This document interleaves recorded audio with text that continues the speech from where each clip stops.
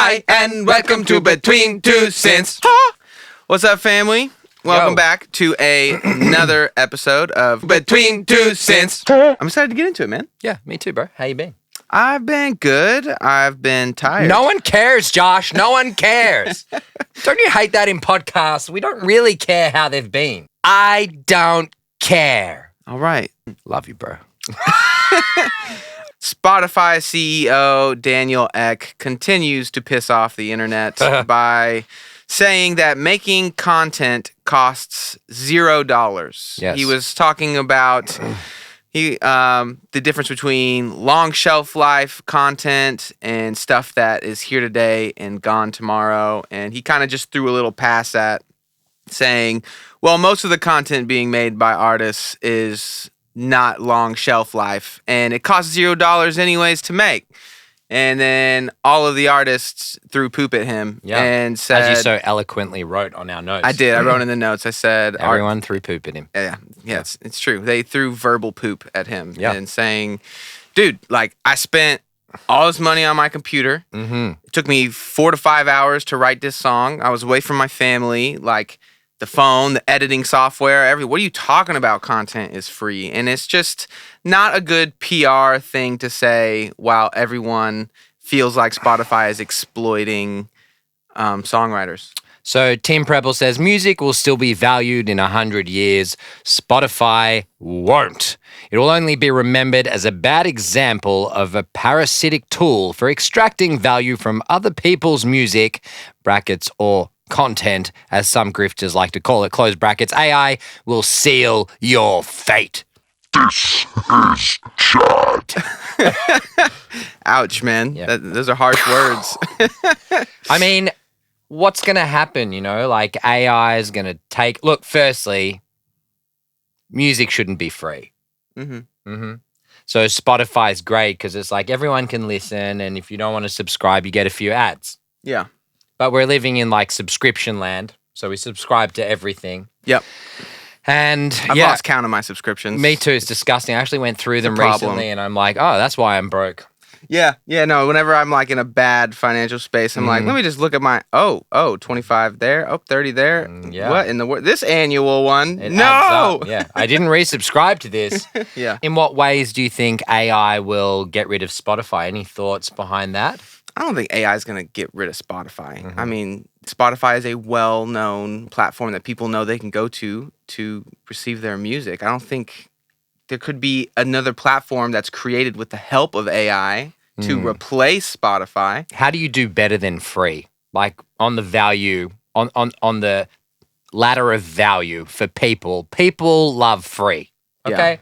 Yeah. Mm-hmm. And music shouldn't be free, but Spotify has made it free. Mm-hmm. The world has accepted it. All these artists get their knickers in a knot, and there's, unsubscribe from Spotify. People aren't going to do that. No. Stop listening to free music. It kind of goes into the second article of Sony calling to end free subscriptions. They're saying almost every single consumer would pay a small fee to have access to the entire universe's catalog of music, and it's ridiculous to provide this for free. But is it even possible now? Because if they go this route and everybody has to pay, then we're just going to go back to illegal, ways to get free downloads. Yeah, that's interesting. Will people get upset if they've been streaming free music for a long time? Look, at the end of the day, it doesn't cost us to stream music on YouTube. It's one of the biggest platforms, right? So Spotify is like, well, we're practically doing the same. I mean, the art form is so devalued. Artists are hurting so bad right now. Yeah. There's a very small percentage who are making a career from this. But hasn't it always been that way, bro? Yeah. Has it not always been a small circle of entry? Yeah. It's true. I don't know if that's the expression. It's not coming to me right now. But you know what I mean? Like, there's a small entry point of people who were successful 20, 30 years ago because the only way to record a record was to go into a studio. It was crazy expensive. Yeah, $200,000 equipment. You needed funding from record labels, and those guys, because it was so expensive, were so crazy talented that David Bowie or Freddie Mercury, they would come in and do one take, and it was, 1 or 2 takes are like, nope, that's the one. Yeah. It was fire. Now artists are doing 100 takes. Yeah. And, they suck. They're not talented. The talent is in sticking everything together now. Yeah. So what's the difference? Mm. Because it was a select group of artists, megastars who were making bank back then. The small artists, which are all over Spotify, were not making any money anyway. Mm. Maybe there's just more people complaining now. That could just be it. There's more noise. Yeah. We all deserve money. Yeah. I mean, the truth is we don't. It's my money and I want it now. Well, let's talk about any other job. You need to be at the top of your game. Yeah. Right? You need to be providing a service. You need to be offering value. You're an expert in your craft. Yeah. The majority of the music industry are not experts in their craft. Yeah. And this is why being an artist and going like the route that we chose, because we're psychos, is so intense. Because like this route, hard work doesn't necessarily equal payout. Say if I was to start a landscaping business, I would expect for hard work to equal payout. Running ads online, getting clients, buying my new state-of-the-art lawnmower so that I can mow lawns quicker. Like it's easier to go, okay, well, I put in this work and now I'm making money for it. Correct. It's just not like that for this industry. Yeah. Would you have it any other way? No, I mean, it's the golden ticket, bro. It's like the Charlie Factory golden ticket. It's like, it's like, it's just this carrot that dangles. And it's like, okay, it's going to be nearly impossible to get there. But if you do, oh my gosh. Yeah, but what I'm saying is, would you have it any other way? Like, let's say that Augie from the future is like, Augie, you're wasting the next 30 years of your life. Nothing's going to happen. I mean, wouldn't you be like, okay, but, it brings me joy and I love it. Yeah. I'm like, let's be honest here. If someone told you it's not going to work out, would you quit writing and quit making music? Maybe you do it a bit less. Yeah, I would do it less. It's like, it's a part of who you are. It's a part of your soul. Yeah, I don't want to stop making music. I feel physically sick if I don't create. Like if I go months without making something, like I literally, it's like something in me is like something is wrong. And then when I make that song, it's just like, I don't know what it's just like embedded in me. But there's some feel things, better. There's some things in life that are fun. We're going to do them regardless. Yeah. You know what I mean? The difference is we want to make it our livelihood Yeah. and we want to do it every day and we want to make money because we have families and responsibilities. It's different when you're older. It's different. Yeah. I'm shooting for the livelihood, so it's a little bit different, and I hear people saying, "Oh, like songwriters don't need to be paid and this and that," but I just think it's just first of all, you have to be creating a product that you can show entertains a significant amount of people, and I'm not there yet, and so I can't really complain. You have to be great. Yeah. The majority of people making music now are copying and, it's half-assed. There's so much good music, but there is not a great deal of amazing music. Yeah. Let me give this as an example. I was on Netflix I was on Disney, okay, another subscription. And I saw there's a digitally remastered live concert of Freddie Mercury with Queen. Yeah. And there was nothing on. I was like, you know what, I'll give it 15, 20 minutes. Now, I grew up with Freddie Mercury. I know he's amazing. Yeah. But I don't think people understand, and you need to check this out. I don't think people understand the caliber of artists. This guy, firstly, is quite ugly. And secondly, is quite beautiful. Because you're watching him sing. And this guy Freddie Mercury is so confident and at a level of talent that you're like, wow, this is live. Yeah. This is incredible. Yeah. He is playing the piano. He is dancing. He is commanding the stage. He's got weird physicalities about him. He is a whole personality. He is a whole vibe. Yeah. There are not many artists now who really are a whole vibe, who really say, F that, I'm doing my own thing. That's actually a really scary predicament for the majority of artists and producers to say, I don't care what's working, I'm going to do me.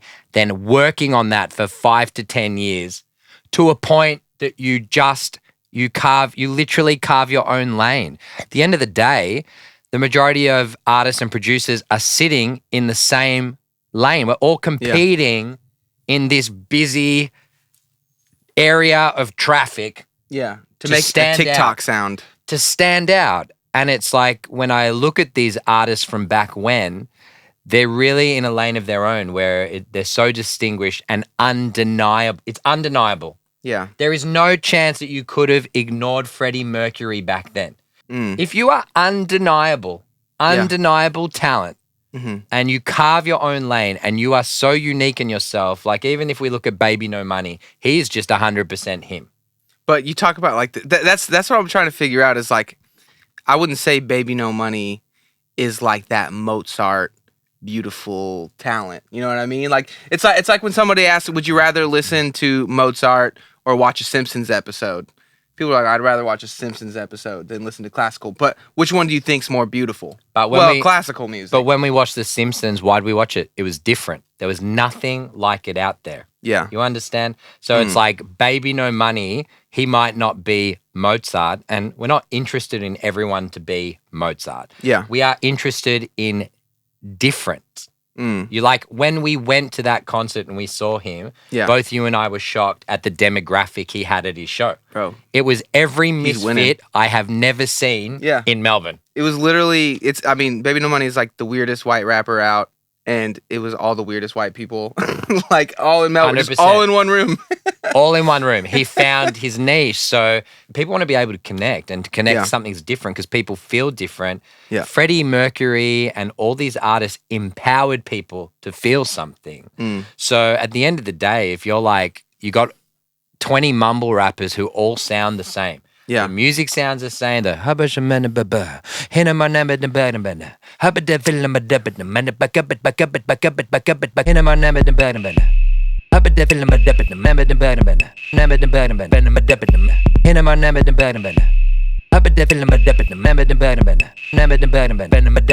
But that's where story comes in, you know, for an artist like me, like, and that's why I'm inspired by the Nick D's. I'm inspired by the Baby No Moneys and people like that, because it's like, yo, I'm not the best singer in the room. I know I'm not the best whatever, but if you can be a great storyteller and you can share, this is who I am, this is like, these are the thoughts inside of my brain that make me uniquely me, and you can share that in an entertaining way. I'll probably never be as big as J. Cole, but could I find 500,000 people that would rock with it heavy? But yeah, man, there's probably 500,000 people on the internet that would rock with it heavy, like if we kept searching. I just think it's unique to you. Like Bob Dylan ain't pretty. Yeah. And he doesn't have a good voice. Yeah. Like when I watched the We Are the World documentary, he was so uncomfortable in that room with Stevie Wonder and, don't want to say it, Michael Jackson. Oh, you did it. I thought you were veering with Freddie Mercury. I was like, switching it up. Next topic. All right. Speaking of which. Of what? Simon Cowell is searching for the next boy band. That's it, man. Could be our calling. This article, right? Yeah, man. I gotta start practicing my dance moves. Yeah. This article was on like all of the music platforms, talking about how Simon Cowell is searching for the next boy band, and he says that every generation deserves a good boy band. Oh, they do. And he was kind of a part of piecing together One Direction like 14 years ago. Like they got their start on one of his shows in the UK. Yeah. But yeah, man, people are looking for that next boy band factor. And yeah, what are your thoughts? Well, you know, I used to rock with the Spice Girls growing up. Look, a lot of the, you know, I don't think boy bands are dead. There's K-pop bands which are huge internationally. They're killing it. It's true. They are literally 90s boy bands. Have they popped into the West, though? Yes, of course I've heard of They're them. huge in America. Yeah. So then what's Simon Cowell talking about? Why am I talking in falsetto? Must mean it's true. Hey! Yeah, they're huge. Maybe he's saying, we need an America. We need an English-speaking one. America or UK or I don't know. Yeah. Like, I mean, you know, when I'm saying America, like NSYNC. Yeah. Backstreet Boys. Yeah. One Direction. Well, the Jonas Brothers. One Direction UK. Jonas Brothers are UK, no? Are the Jonas Brothers UK? I'm pretty sure they're UK. Jonas Brothers were Disney Channel. Okay, maybe I'm wrong. Oh, I might be wrong. Yeah. Most probably. Yeah. But yeah, I think those bands growing up, like NSYNC were dope. There were lots of boy bands that came in, came out, didn't make it. Yeah. But they all had great solo careers after that. Yeah, a couple of them would. And I think it just goes kind of back to, talking about that great factor, that epic factor. We're kind of overexposed to the person doing it by themselves in their room who make good music. But it's like, okay, but what about the super high-end production, entertainment value? You have dancing, you have lights, you have great singing. There's not a whole lot of that right now. That's hard to piece together. That takes a machine to really knock that out. Like that takes millions. Yeah, well, Simon Cowell's probably got a few extra Simon quid in his probably pocket. Yeah, he's a man for the job. Yeah, that's it. All right, give me some tips of the week, bro. Come on, tell me something. Give us some knowledge. Just hold on to the fact of why you love this. I've been bumping a lot of music lately, and just to be like, I'm just so inspired by like, wow, like this music heals people. Like, just for a second, try to not make a TikTok banger. And just think about like, yo, this is a song that could heal someone, that could speak to their soul in whatever season they're in, and make that. You know what I mean?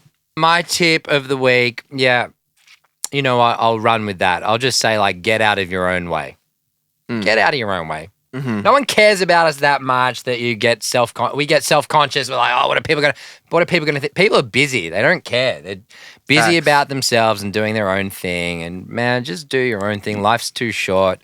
If you're healthy and well, just rock with it, It's true. I just want to, at the end of the day, like, I just want to do what makes me happy. Being in the studio, rocking with good people, making music, It's cool. Chats with Veg Guy. Yeah, that's right. Video edit guy. When I Shout go for out my Veg. Yeah, when I go for my toilet runs. Yeah, man, I run into Veg like every 5 seconds when I'm around here. What's up, Veg? Veg is everywhere. So yeah, that's I like it. that, man. That's my tip of the week. Yeah, man. No, I like that. It's a funny thought that like you feel like sharing your music or sharing your art, it can be a really self-centered thing. And I guess there's people who may rock around like that, but like for me, when there's seasons where I don't share, where I'm too scared to hit publish, where I'm too scared to execute on my dream, it comes from a selfish place of thinking that people care.